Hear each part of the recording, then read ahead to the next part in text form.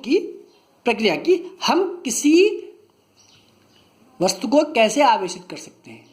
तो किसी वस्तु को आवेशित करने की कितनी प्रक्रिया होती है? 3 प्रक्रिया होती है।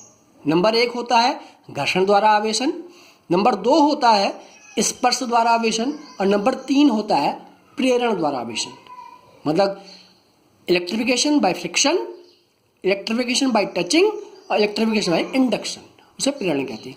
सर्वप्रथम है घर्षण द्वारा। घर्षण द्वारा आपको पता है, छोटी क्लास में आप देखते होंगे, आप हम करते हुए हम स्केल को अपनी सर से रगड़ते थे और रगड़ने के बाद छोटे छोटे कागज के टुकड़ों को उससे आकर्षित करते थे, तो वह टुकड़े उस पर क्या हो जाते हैं? आकर्षित हो जाते हैं। तो रगड़ने से क्या होता है? घर्षण से क्या होता है? ऊर्जा उत्पन्न होती है। उस ऊर्जा से क्या होगा? इलेक्ट्रॉन क्या होंगे? बाहर निकलेंगे। इलेक्ट्रॉन बाहर निकलेंगे तो क्या होगा? स्केल पर कुछ क्या आ जाएगा? आवेश आ जाएगा। वह धन भी हो सकता है और ऋण भी हो सकता है। तो जो आवेश आएगा, अगर हम उसको किसी चीज़ के पास, छोटी कागज के टुकड़ों के पास आते हैं, तो इंडक्शन का उस पर भी आवेश आता है और वह फिर क्या करता है? उसको अपनी ओर खींचता है। तो यह क्या है? घर्षण द्वारा आवेशन है। जैसे अब हम, जैसे कांच की छड़ है,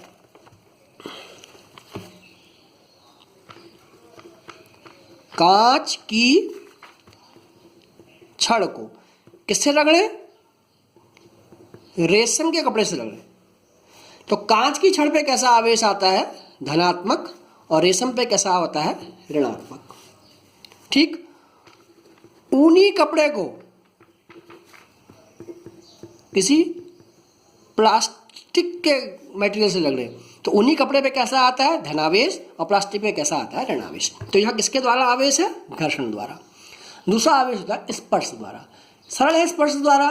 कोई भी कंडक्टर है, कोई भी कंडक्टिंग बॉडी है, कोई भी चालक है, किसी एक चालक को दूसरे चालक से हम टच करते हैं। एक चालक के पास आवेश है, दूसरे के पास आवेश नहीं है। अगर हम चालक को दूसरे चालक से टच करेंगे तो दोनों के पास क्या हो जाएगा? आवेशों का वितरण हो जाएगा। जैसे हमारे वहाँ धारा बहती है, धारा में आवेश बहते हैं, तो आवेश कैसे बहते हैं? वो कंडक्टिंग वायर के थ्रू जहाँ से क्या धारा आती है वो इलेक्ट्रॉन को ले जाती है। तो आवेशन किसके द्वारा होता है? स्पर्श के द्वारा होता है। थर्ड है प्रेरण द्वारा आवेशन। या प्रेरण द्वारा आवेशन जो है ये बहुत इंपॉर्टेंट है। तो प्रेरण द्वारा आवेशन कैसे होता है? प्रेरण को हम कहते हैं विदाउट टचिंग, बिना छूकर हम किसी चीज को क्या कर सकते हैं? आवेशित कर सकते हैं। हमने फ्रिक्शन में भी किसी वस्तु को छूते हैं और हम टचिंग में किसी वस्तु को छूते हैं, लेकिन इसमें किसी वस्तु को बिना छुए हम क्या कर सकते हैं? आवेशन कर सकते हैं। कैसे कर सकते हैं? कि हम क्या लेते हैं? एक कंडक्टिंग मटेरियल लेते हैं, ठीक, उसको किसी इंसुलेटेड स्टैंड पर रख देते हैं। अभी इसके पास कोई भी आवेश नहीं है और इसके पास क्या लाते हैं? एक चार्जिंग बॉडी को लाते हैं। माना एक बॉडी, चार्जिंग बॉडी को उसको लाए, इसके पास धनात्मक आवेश है। तो अब क्या होगा? सेकंड प्रोसेस में क्या होगा? आप देखेंगे कि जब हम चार्जिंग बॉडी को इसके पास लाए तो ये धनात्मक आवेश क्या करेगा? ऋण आवेश को अपनी ओर खींच लेगा और धन आवेश को क्या कर देगा? दूर कर देगा। ठीक। उसके बाद क्या किया हमने इसको क्या कर दिया? भू संपर्कित कर दिया। भू संपर्कित का मतलब है कि हमने उसे पृथ्वी से कनेक्ट कर दिया। तो पृथ्वी से कनेक्ट कर दिया तो क्या होगा? जो इलेक्ट्रॉन होंगे वो कहाँ चले जाएंगे? धरती पे चले जाएंगे। इसके पास कैसा आवेश रह जाएगा? केवल धनावेश। और लास्ट में जब इसको बॉडी को यहाँ से हटा देंगे तो इस बॉडी के पास केवल कैसा आवेश रह जाएगा? धनावेश। हम कैसी बॉडी इसके पास लाए थे? धनात्मक। ठीक। और तो इस पर आवेश कैसा आ जाएगा? उसका उल्टा, ऋणात्मक।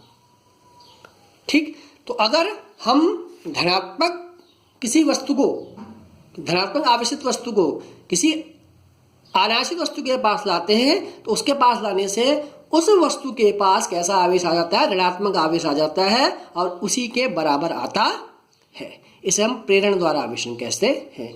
तो प्रेरण क्या है?